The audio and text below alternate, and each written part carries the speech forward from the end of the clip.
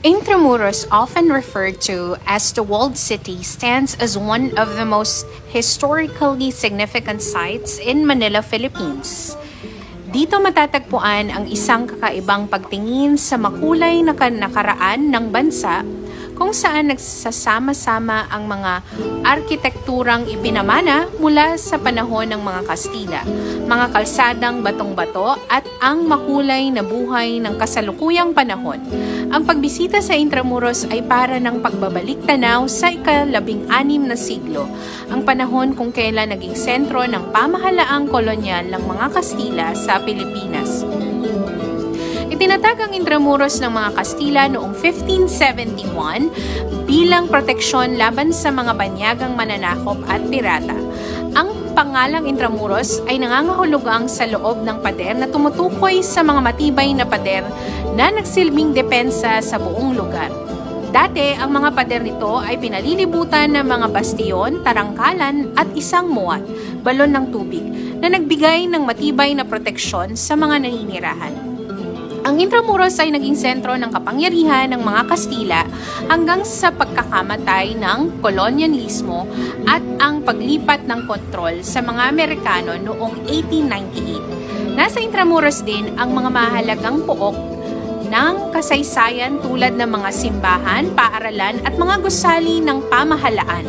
Nasa lugar din ang makasaysayang pihitan kung saan ikinulong si Jose Rizal bago siya binaril noong 1896.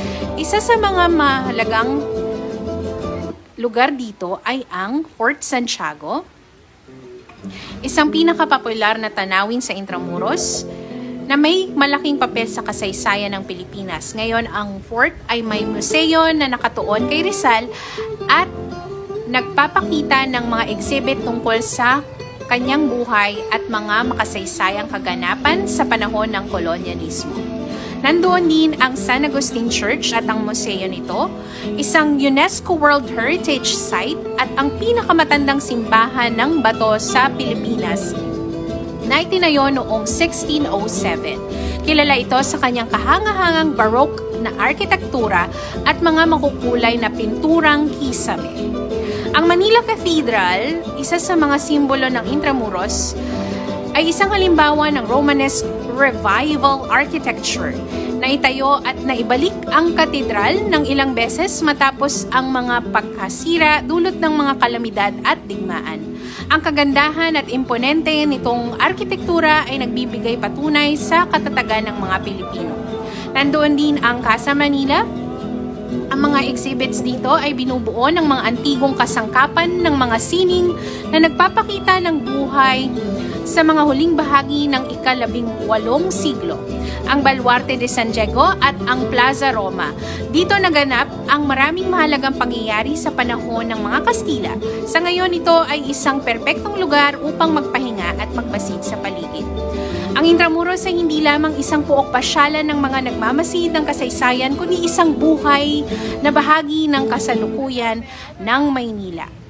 Matatagpuan din ang mga institusyon ng edukasyon, ang mga tanggapan ng gobyerno, at ang mga iba't ibang klaseng restaurant at mga galeriya. Mayroon din po mga free galleries. At syempre ito ang pinakamaganda, ang Pasig River Esplanade. Ang Intramuros Night, ano rin sila ng Intramuros Night.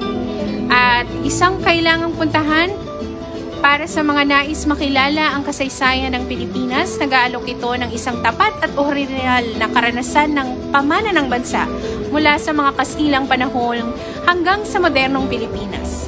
Kung ikaw ay mahilig sa kasaysayan, arkitektura, puntahan niyo na po ang Intramuros. Thank you guys for watching. Please like, follow, and share!